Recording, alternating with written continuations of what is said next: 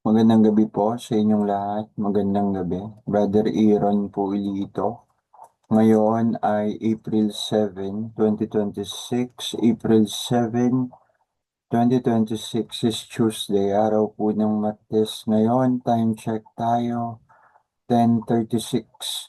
10:36 ng gabi. So tuloy po tayong muli sa ating pag-aaral ng mga salita ng Diyos, Lectio Divina. At katulad ng dati, bago po tayo magsimula, tayo ay manalangin. Sabay-sabay po tayo, samahan niyo po ako sa ating pambungad na panalangin bago tayo tuluyang tumungo sa ating pag-aaral at sa aking pagbabahagi. Sabay-sabay po tayo sa ngalan ng Ama, ng Anak, ng Espiritu Santo. Amen. The soul of Christ, sanctify us.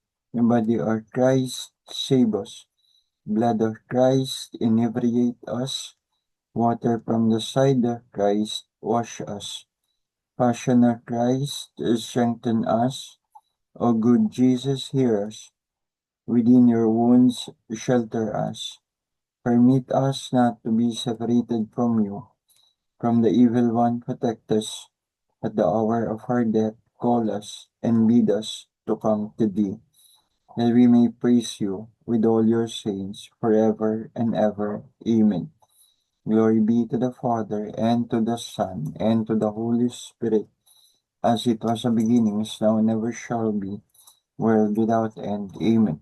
O Sacred Heart of Jesus, have mercy on us. Immaculate Heart of Mary, pray for us. Regina Passis, pray for us. Regina Apostolorum, pray for us. In the name of the Father, and of the Son, and of the Holy Spirit. Amen. Muli, magandang magandang gabi po sa inyong lahat. Muli, maraming salamat po sa inyong pakikiisa sa ating pambungad na panalangin bago tayo tumungo sa ating pag-aaral at sa aking pagbabahagi.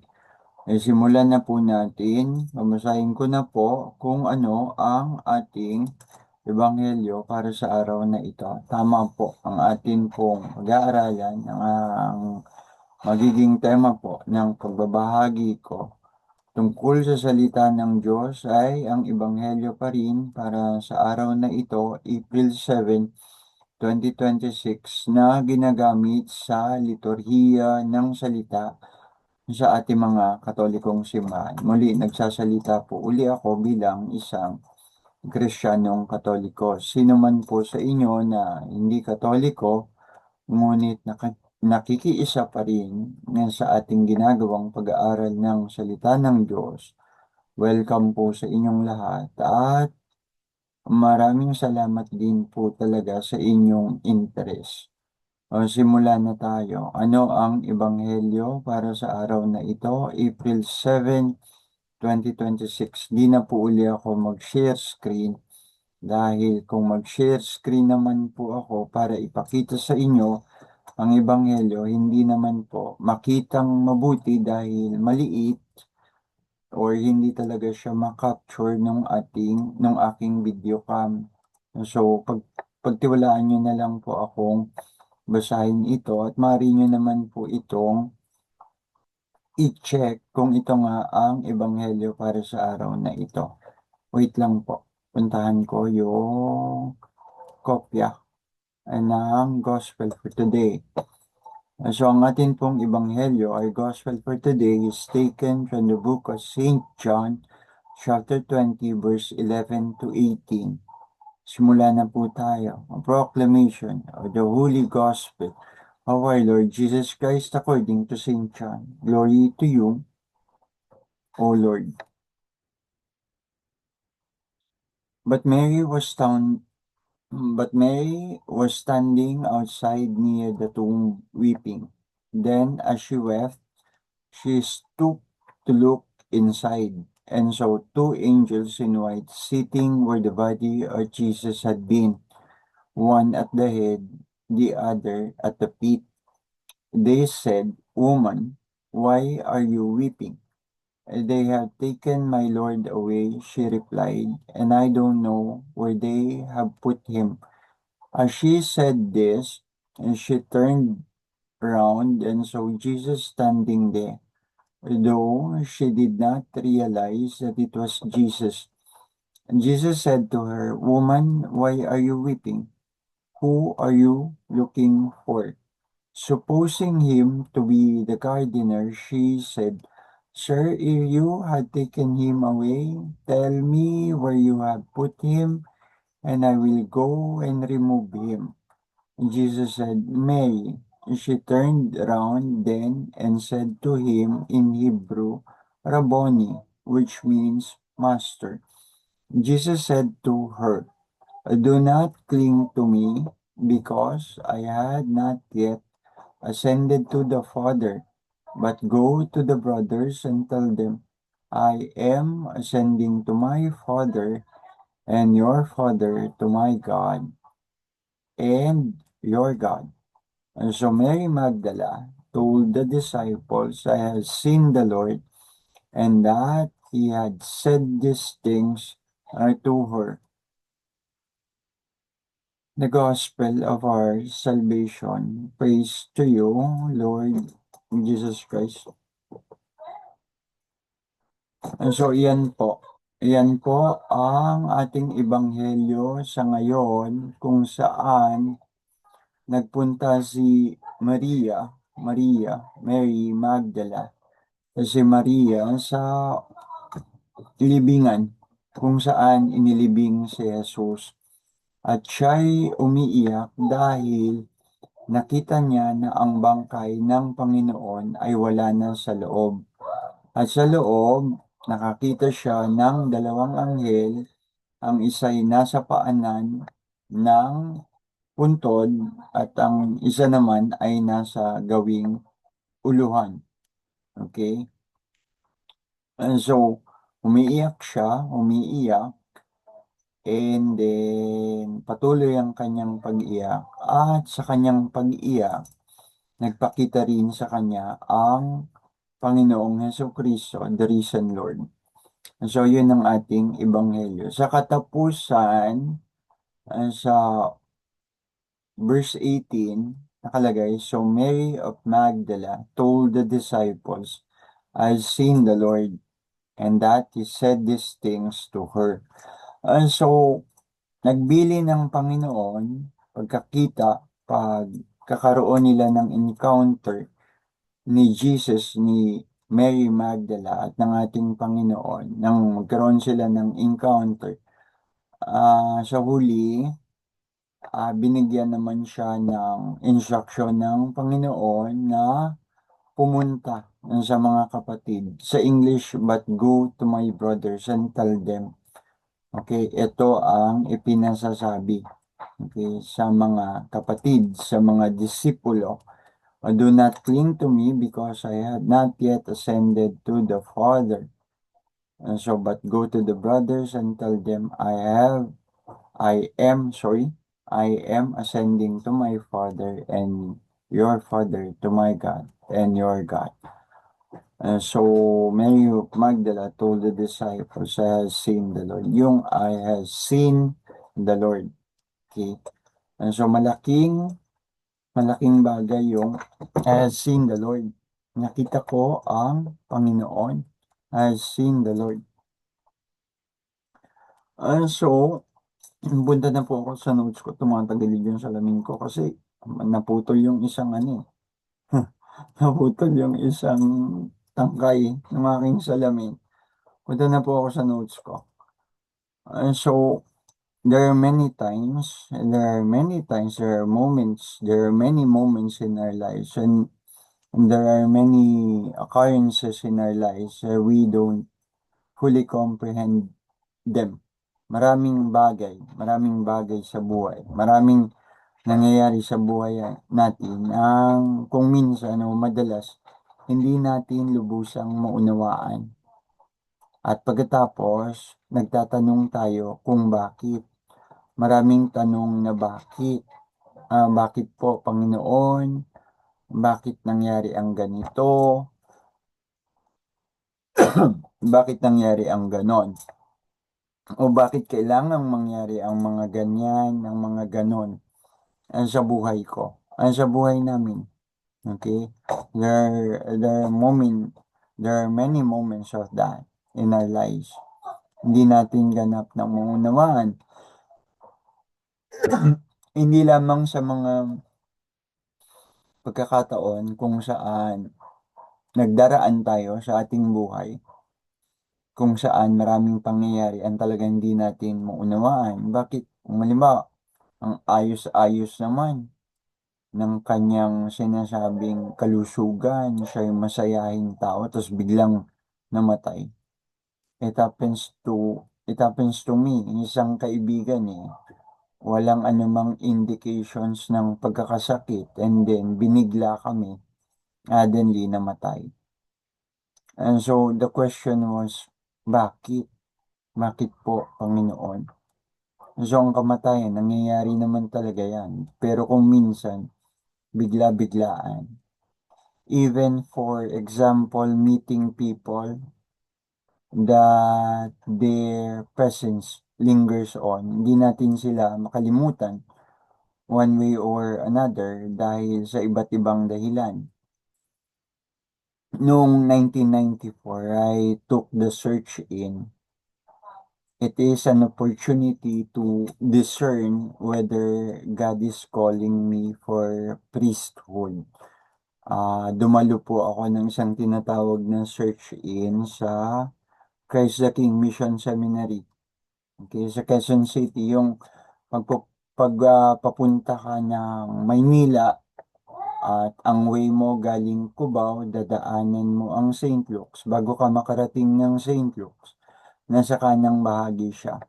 Christ the King Mission Seminary. Doon po ako nag-search in taon 1994. So, nung 1994, pumasok sa akin yung pag-iisip na gusto kong ibigay ang buhay ko para sa paglilingkod sa Diyos bilang pari. So I always had the desire to speak about God. Gusto kong magsalita, gusto kong magpahayag tungkol sa Diyos. So, magandang bagay o usapin sa akin yung usapin ng Diyos. Pero kung minsan, yung usapin ng Diyos, kung minsan di naman ay hindi nagiging dahilan ng karaniwan pagkakasunduan. Minsan, sa usaping yan tungkol sa Diyos, maraming nagtatalo at nagkakaroon ng mga pagkakagulo, samaan ng loob at galit. Okay? Ang pag-uusap tungkol sa Diyos ay hindi naman dapat talaga maging ganyan dapat. Ang salita ng Diyos ay hindi isang bagay na gawin nating pagtatalunan, kundi ang salita ng Diyos ay isang misteryong dapat isinasa buhay. Marami kasi nag-aaral ng salita ng Diyos. Parang yung ano ba? Parang baril, halimbawa. Parang baril na nagkakarga ka ng bala. Na ang ginagawa mo, nagme-memorize ng mga kabanata at talata na tinatandaan mong mabuti para nang sa ganoon, kapag nakipag-usap ka dun sa iba, sa iyo ang paniniwala, parang ipinuputok. Ang ginagawa mo siyang, yun nga, ang imagery ko is parang baril. Ay na, nagme-memorize ka ng mga kabanata at talata ng Biblia na parang ginagawa mong bala. Ang nagiging dahilan, para, ito, gagamitin ko dahil magagamit ko ito sa pakikipagdebate, pakikipagtalo. Sa ating mga Katoliko, tayo ay encouraged not to be that. What the Lord and what the church teaches us is to live the word of God. Sa buhay mo ang salita ng Diyos. Pag sinabi ng salita ng Diyos, magpatawad ka. ng walang katapusang ulit, ibigin mo kahit ang iyong kaaway. Hindi yan usaping dapat pagtalunan, kundi isang misteryo ng salita ng Diyos na dapat sa buhay. Ganun dapat yan. So maraming gulo, maraming away, maraming samaan ng loob ang nangyayari dahil sa maling, ano ba yan? Kakabulol-bulol, kundi dahil sa maling pamamaraan ng pag-intindi at pagsasagawa kung ano man ang nilalaman ng banal na kasulatan. And so ako, I always had the desire to speak about God. I wanted to become a priest mainly because of that. Ang magsalita tungkol sa Diyos. Actually, binabalikan ko nga yung sarili ko. It's not about uh, to be part of the liturgy of the Eucharist. Okay? Hindi yung liturgy of the Eucharist. I was more of the liturgy of the word. Masaya ako. Natutuwa ako. Maluwag ang loob ko if I speak about God. If I speak about God's love. So yun, nung bata-bata pa ako, nung 1994, bata pa naman ako, you do the math. 1994, tapos 2026, ngayon, ilang taon na ang nagdaan. And so again, I always had the desire to speak about God. I wanted to become a priest mainly because of that. To be at the service of the gospel. My life is at the service of the gospel. Yun ang gusto kong mangyari sa buhay ko. Na ang buhay ko ay maayon sa paglilingkod para sa ebanghelyo, para sa mabuting balita. To finally say my life is at the service of the gospel. And to do that at least with great conviction. To do that at least with great conviction. If God will allow it. If God will allow it. Kung bakit hindi nangyari, kung bakit hindi natuloy, it's a long story and another story. And so ngayon, today's gospel, today's gospel, Mary found an empty tomb. Dumating na si Maria dun sa libingan at nakita niya wala na ang bangkay ni Jesus.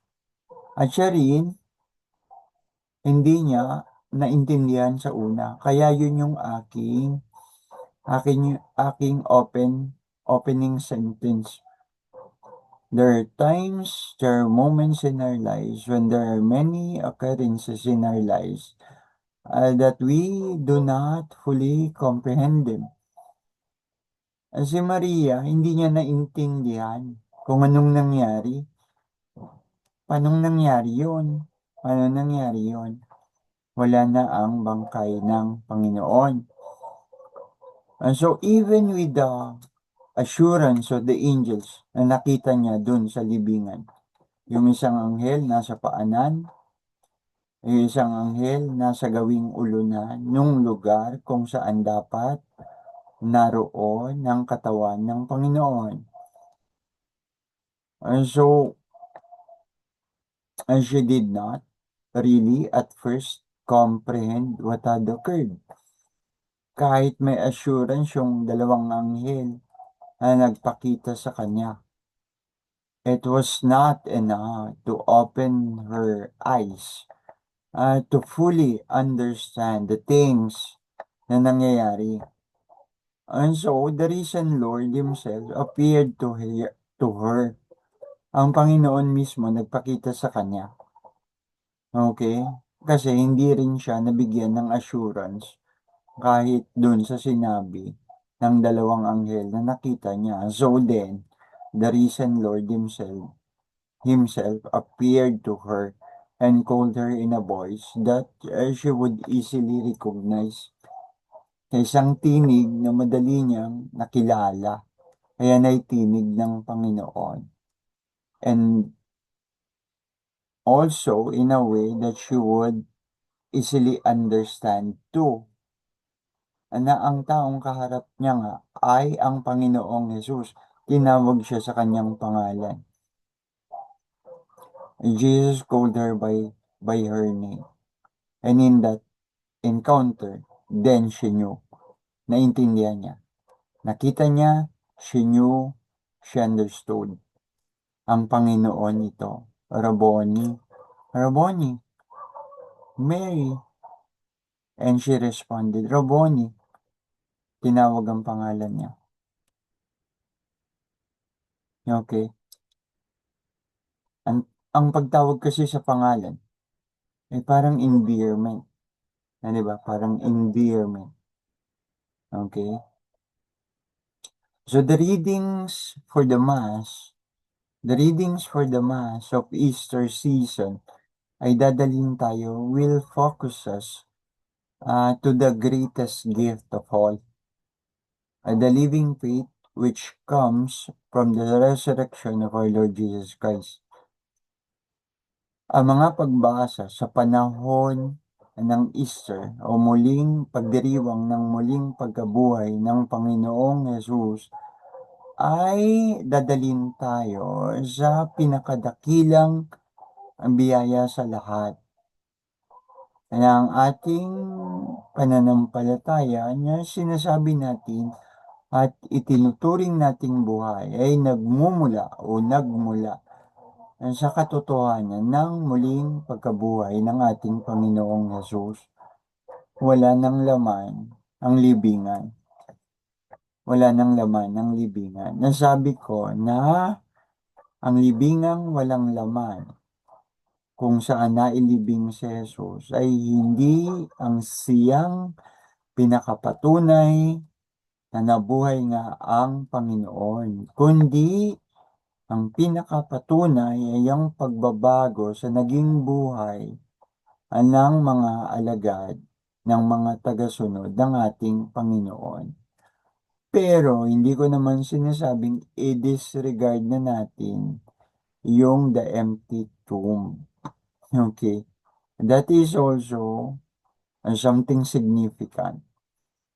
Something significant dyan sa ating paniniwala. Ang ibig sabihin ng libingang walang laman ay isang libingan kung saan merong nanggaling mula sa kamatayan. At kung wala na siyang laman, ay nagsisignify din siya na ang dating nilalaman niyan ay wala na at maring nabuhay. Okay? Hindi lang maring kinuha at dinala sa ibang lugar. Okay?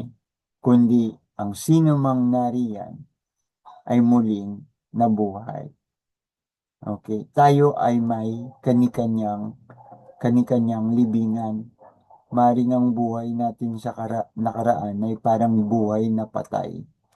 Baon na baon sa mga kadiliman at kasalanan. And then, natagpuan natin ng Panginoon.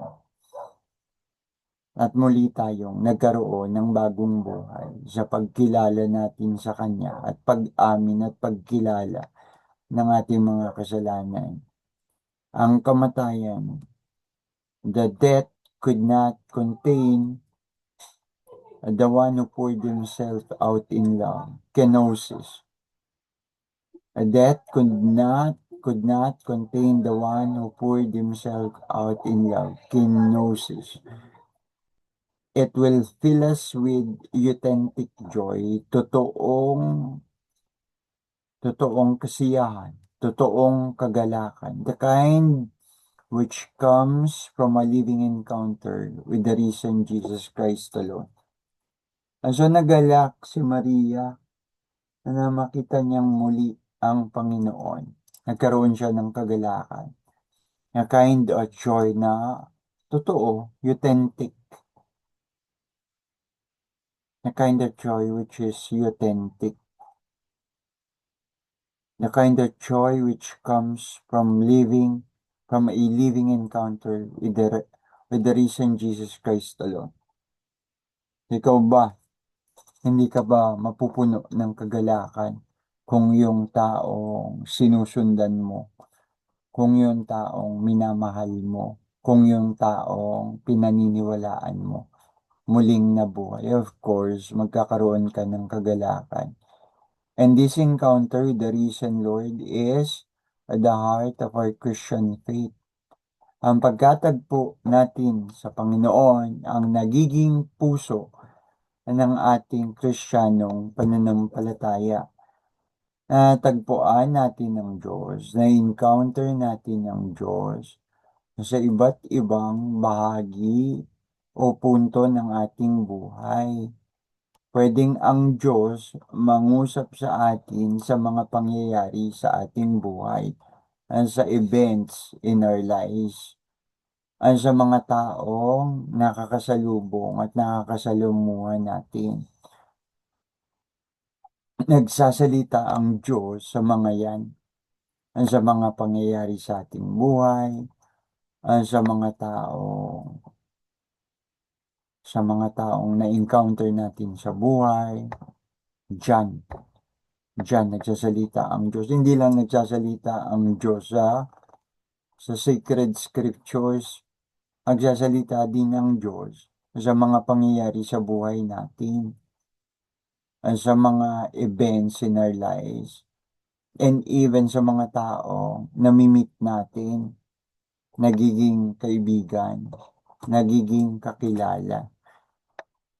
So, we need to encounter the Lord God in such a way naman that is personal and serious to us. Personal and serious to us. Hindi isang encounter na mula sa salita lang ng iba.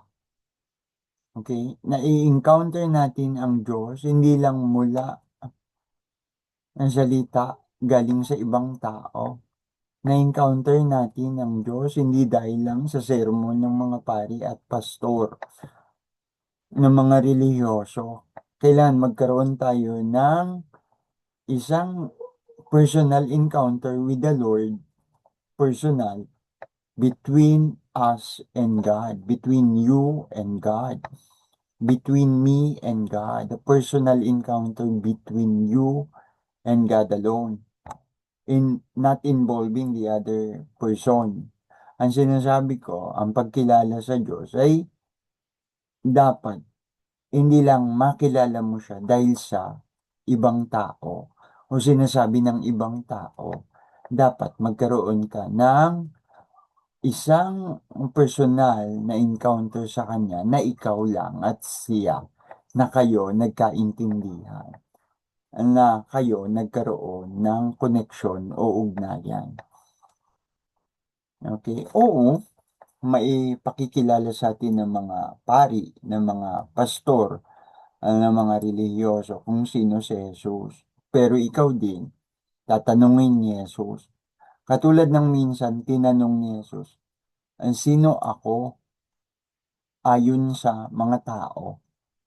At sinagot siya ng mga alagad. Sabi po nila, ikaw ay isa sa mga propetang muling nabuhay. At ang sabi ni Jesus, sa iyo, sa inyo. Ikaw naman, sino ako? So yung tanong na ikaw naman, ano ako sa iyo? Or kayo naman, sino ako sa inyo? Hindi iyan, hindi iyan. Sino ako ayon na sinasabi ng iba? Okay, magkaiba yun. Sino ako ayon na sinasabi ng iba?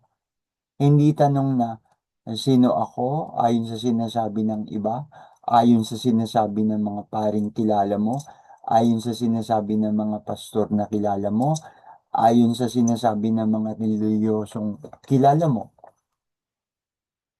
sa mga taong kilala mo, na kaibigan mo. Hindi yan ayon sa kanila. Ang tanong is, ayon sa iyo. Ano sa iyo? Ano sa iyong pangunawa? Ano sa iyong kaalaman? Ano sa iyong nararamdaman? Ano sa iyo? Hindi ano ayon sa kanila. Magkaiba yun. So, yun ang ibig kong sabihin. We need to encounter the Lord God in such a way that is personal and serious to us. It's between us and God. It's between you and God. It's between you and Jesus. It's between me and Jesus. Okay? Although, hindi natin dinidisregard yon. Kailangan din natin ang tulong ng ibang tao para makilala ang Panginoon. Pero, may may isa pang maganda o higit na maganda. Ayun yung personal encounter. Sana naintindihan pong mabuti yung aking ipinararating. Sino ako sa iyo?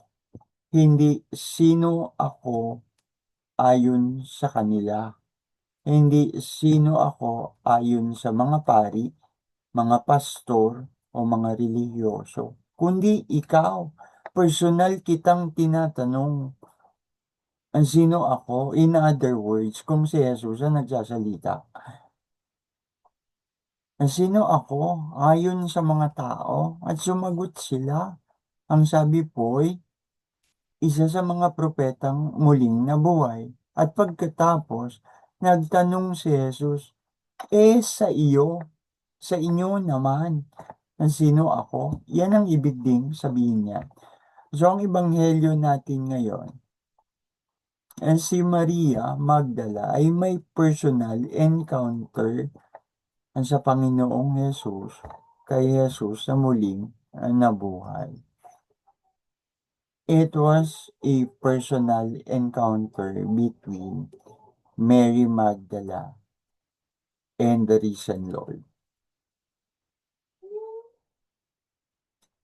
Again, we need to encounter the Lord God in such a way that is personal and serious to us.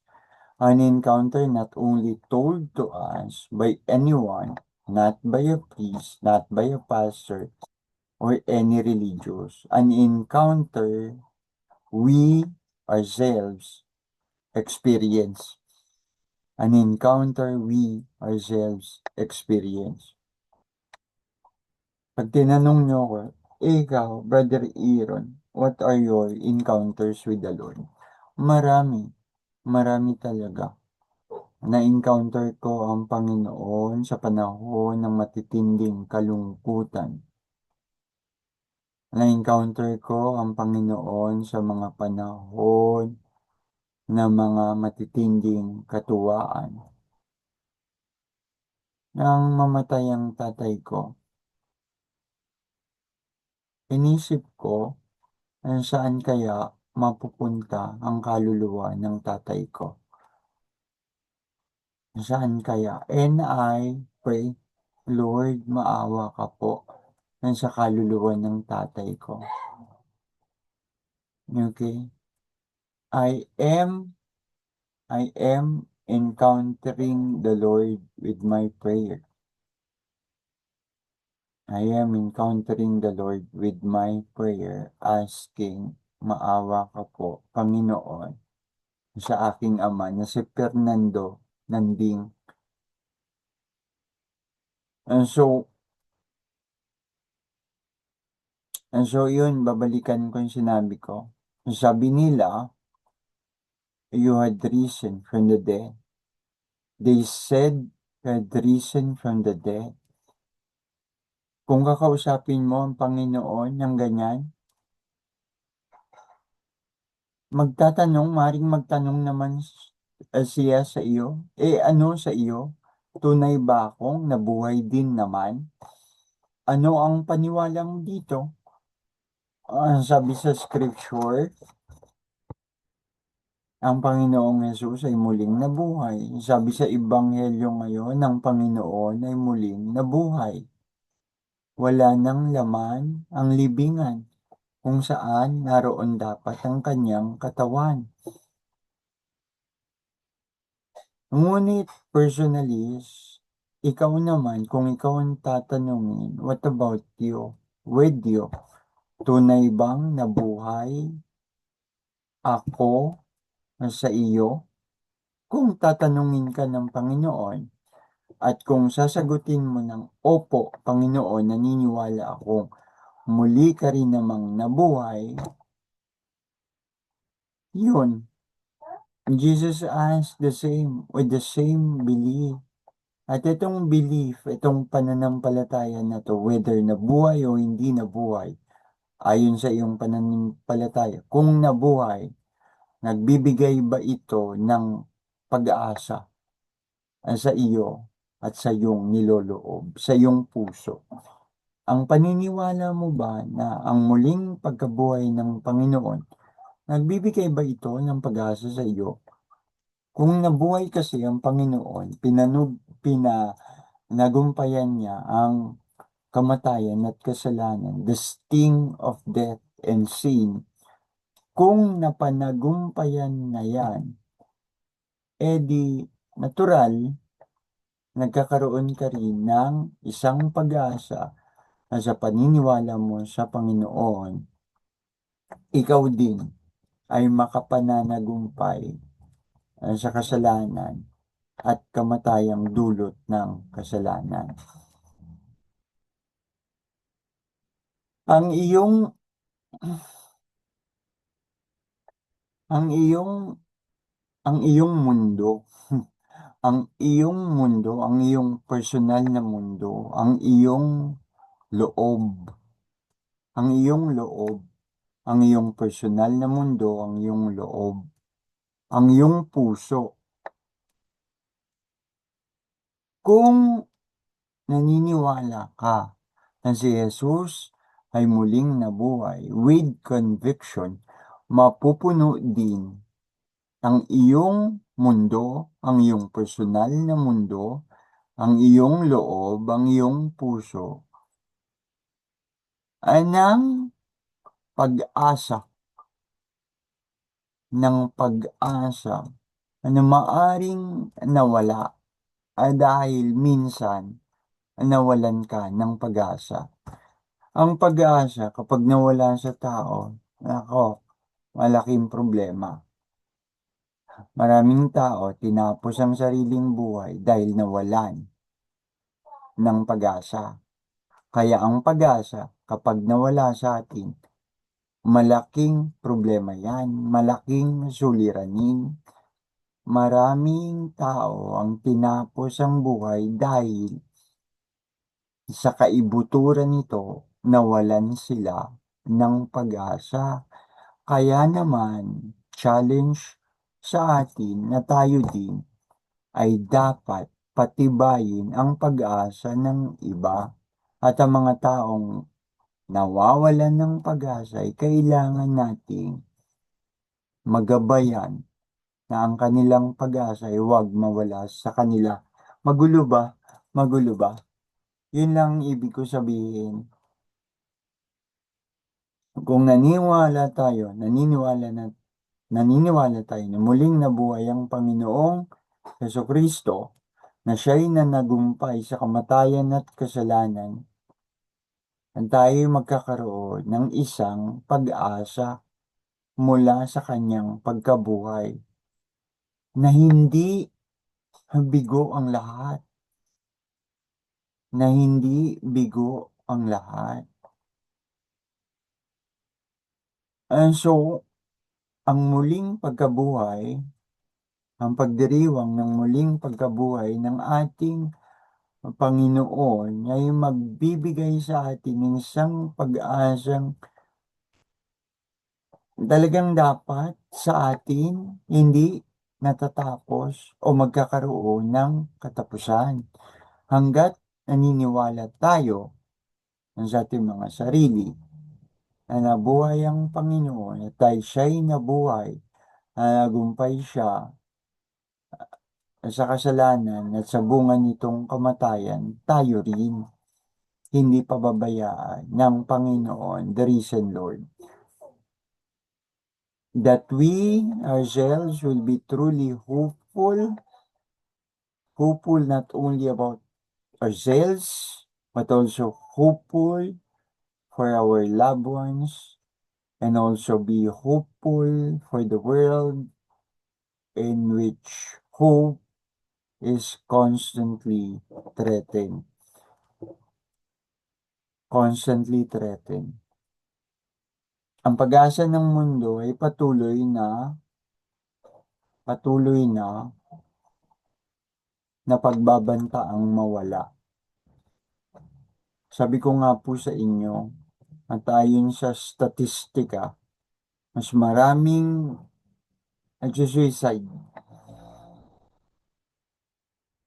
sa kasalukuyang kapanahunan kumpara sa mga nakaraan. Okay? Ang sa kultura natin mga Pilipino, hindi tayo madali mawalan ng pag-asa.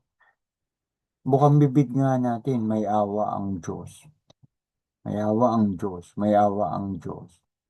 Kahit anong hirap ang mangyari, pag mawala ng pag-asa, may awa ang Diyos. Bukang bibig natin yan. May awa ang Diyos.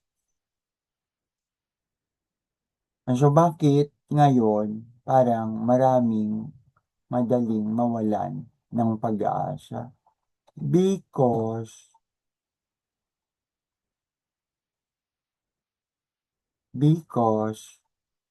madali nang mapadala ang tao ngayon. Basta na lang sa mga haka-haka o sabi-sabi. Haka-haka o sabi-sabi. Madaling mapaniwala ang mga tao sa mga haka-haka at sabi-sabi. Ang iba nga, sa paniniwala sa mga haka-haka o sabi-sabi, madaling humusga o maghusga sa kapwa. Haka-haka ng marami, corrupt, even corrupt kahit ang simbahan. Corrupt nang sabihin ng simbahan.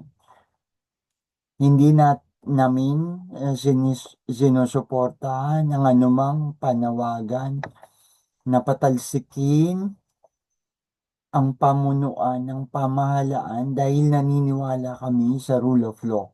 Sabi ng simbahan natin, Katoliko, hindi kami sumasang-ayon at sumusuporta sa panawagan na pababain sa pwesto ang pinakamataas na mumunong politikal sa ating bansa, ang presidente, dahil kami naniniwala sa rule of law. At sa ngayon, wala kaming nakikitang sapat na dahilan para siya patalsikin o pababain sa pwesto.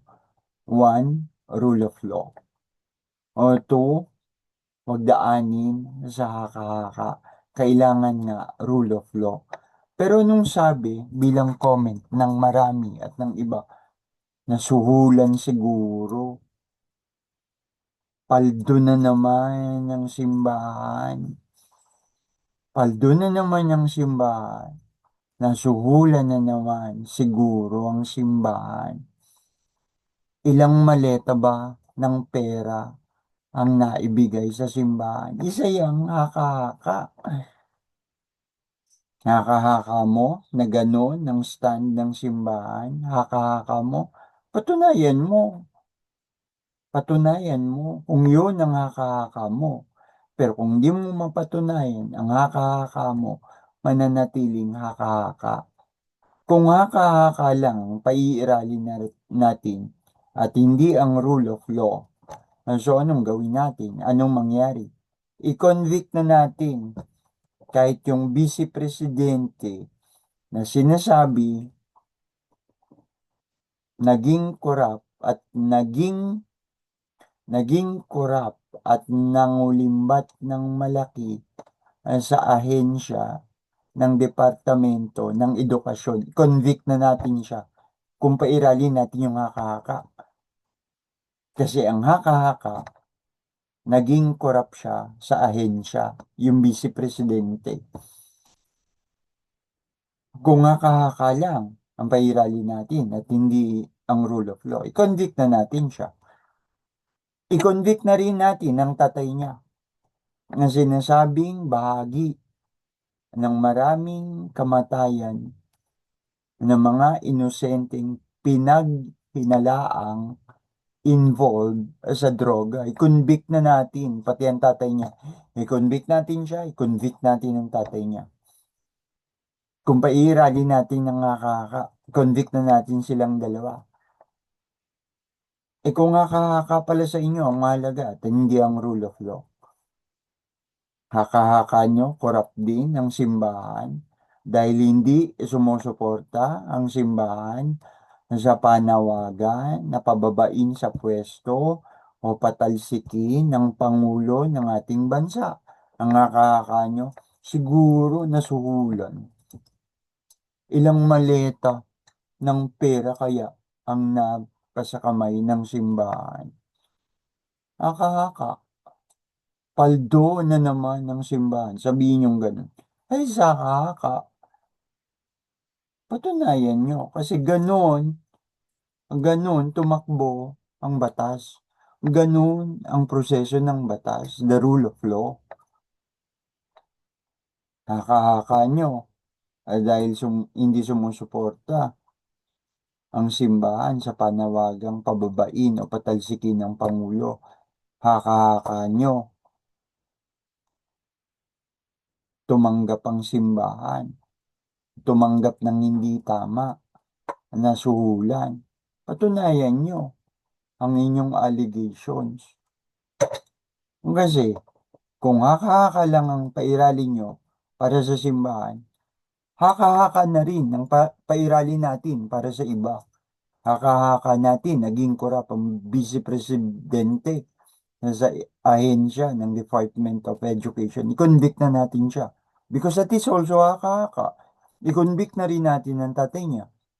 Because that is also the allegation ng tatay niya, bahagi ng maraming kamatayan ng mga taong allegedly naging involved sa droga. And so let us be fair. Let us not be partial. Let us not be, I'm sorry, let us not be impartial. Let us not be impartial. Okay? Huwag tayong maging, im, huwag tayong maging impartial o may kinikilingan.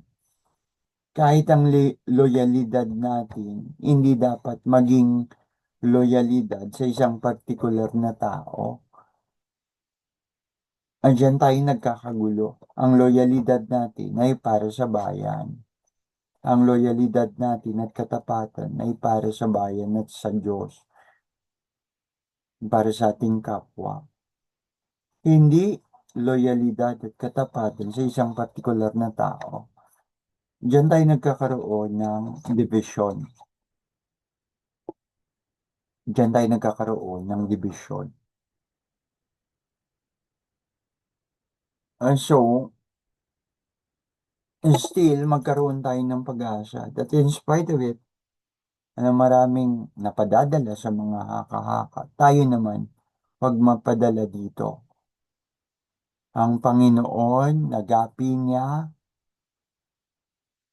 ang huling kaaway, the last enemy, death, and this death has been defeated. Hell has been conquered.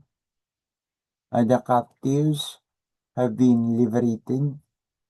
Love has triumphed. And heaven's gate have been opened wide. God is alive. He is alive. Jesus is alive. And all those who stand at the altar at the cross, believing in His promise, and shall live forever in Him. Ang buhay ang Panginoong Jesus. Nagapi niya ang kamandag ng kasalanan at kamatayan. At sa kanyang pagkagapi dito, nagiging bahagi din tayo nito dahil sa kanyang muling pagkabuhay kasama ang pangako na kaya niya rin tayong buhayin mula sa mga kadiliman, mula sa mga kasalanan. And there is a glorified, resurrected Savior, our Lord Jesus Christ. And He is now seated at the right hand of the Father, holding the place He has prepared for each one of us. His wounds are beautiful now, streaming the light of grace upon the earth, being reborn. Being reborn. Nagkakaroon ng muling pagkabuhay. Puno ng pag-asa, revealing the depth of God's love, His love, and the hope that springs eternal. Nagkaroon tayo ng talagang pag-asa. Hindi matatapos ang lahat sa masama at sa kamatayan dahil nagapi mismo ng Diyos ang kamatayan. Because Jesus has been raised, everything is different now. Because He has been raised, heaven has come to earth, and earth can now come to heaven. Because He has been raised, the new creation has already begun.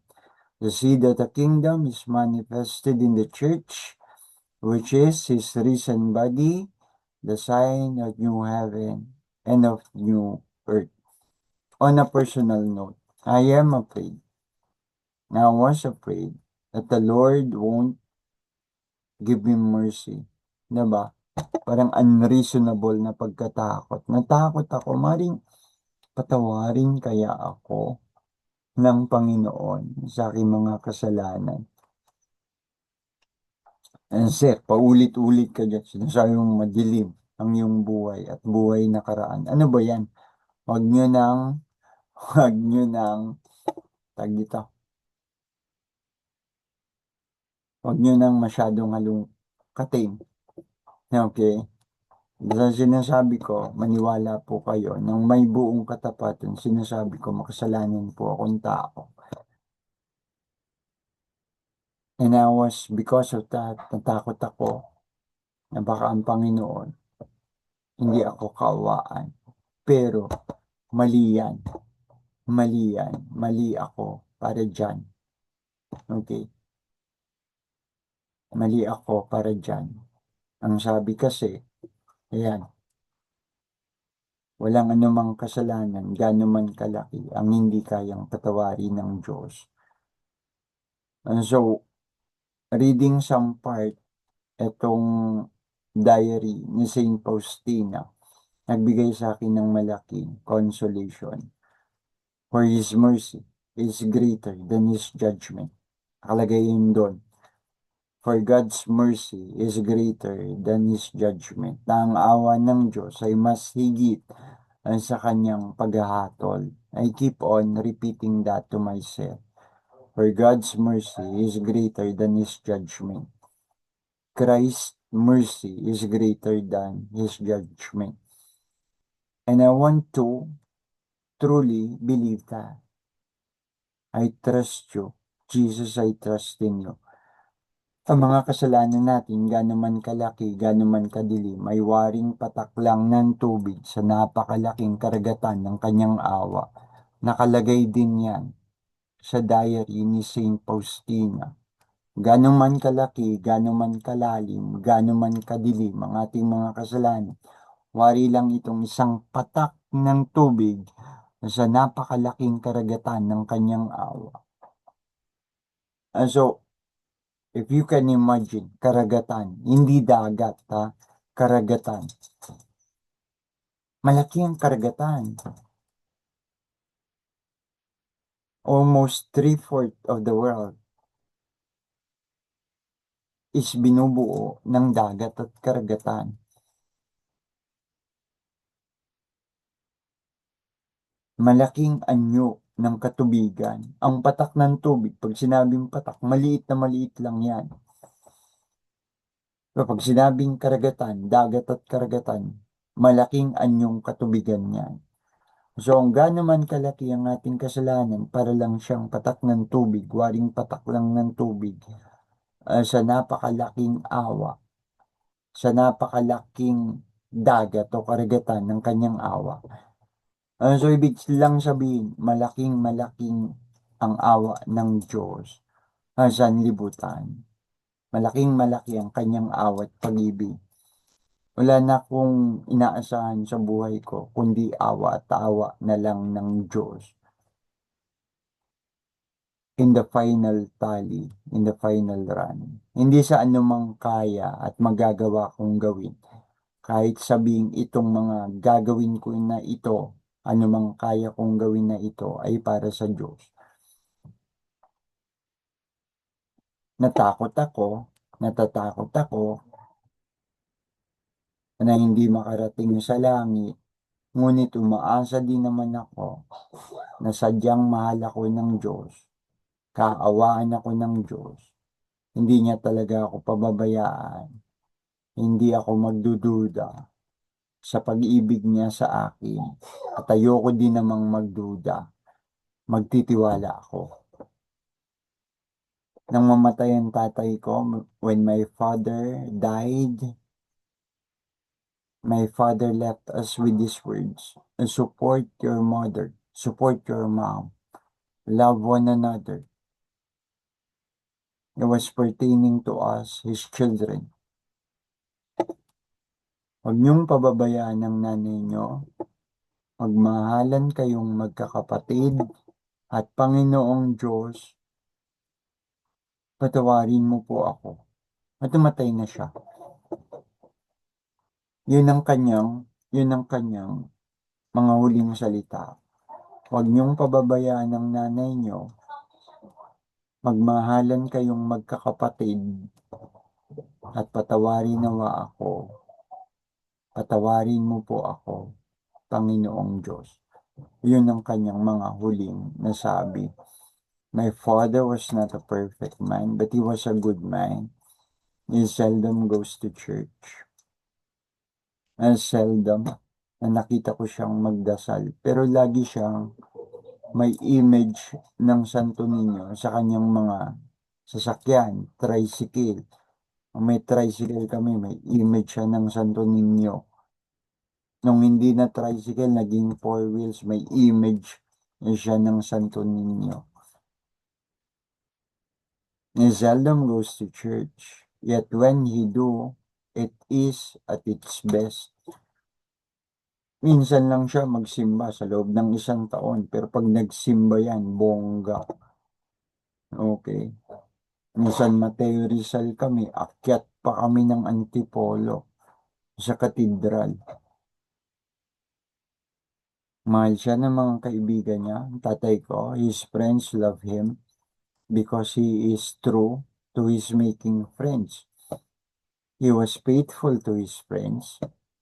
He was sweet. That was my father. If some would say I am a mama's boy, I myself would say I am not a mama's boy. I am a papa's boy. And I told my mom, don't be jealous, nanay. Don't be jealous. I told my mom not to feel jealous. But I am a papa's boy. I love mom twice as much. Yet a bigger part of me is an image, the image of my father. The image of my father. Panginoon, kaawaan mo po ang kaluluwa ng namayapa kong ama na si Fernando Nanding. Kaawaan mo rin po ang kaluluwa ng ikalawa kong ama na si Eleno. Magpapakaama ako sa mga walang ama. Magpapakatunay na anak sa mga kinikilala kong magulang, ama't ina. Magiging totoo akong kaibigan. Tulungan mo po ako tungkol dito, Panginoong Diyos, na akin ring Ama. Let me be a better man. Let me be sincere. Let me not lose hope. And to all the fathers out there, may God remain with us. And the message of Easter transform us to be better fathers. Again, may the message of Easter transform us to be better fathers. To be better fathers, to be a better friend, to be a better sister or brother, to be a better person for others. So, dyan na po natin tapusin. Again, ma-encounter nawa natin ang Panginoon sa ating buhay ng personal. Ma-encounter natin siya. Hindi lang dahil sa sinasabi ng iba, ito man ay mga pastor o pari o relihiyoso, kundi magkaroon tayo ng sariling encounter sa Kanya, personal na encounter sa Kanya. At masabi din natin na sa iba, nakita ko ang Panginoon. Nakita ko ang Panginoon. Nakita ko ang Panginoon. Nakita ko ang Panginoon. Nakita ko ang Panginoon. Nakita natin ang Panginoon. I have seen the Lord. So magandang gabi po sa inyong set. Magandang gabi po sa inyong lahat. Salamat po at hanggang sa muli. Brother, yung salamin ko. Magandang gabi po sa inyong lahat at hanggang sa muli. Brother Aaron.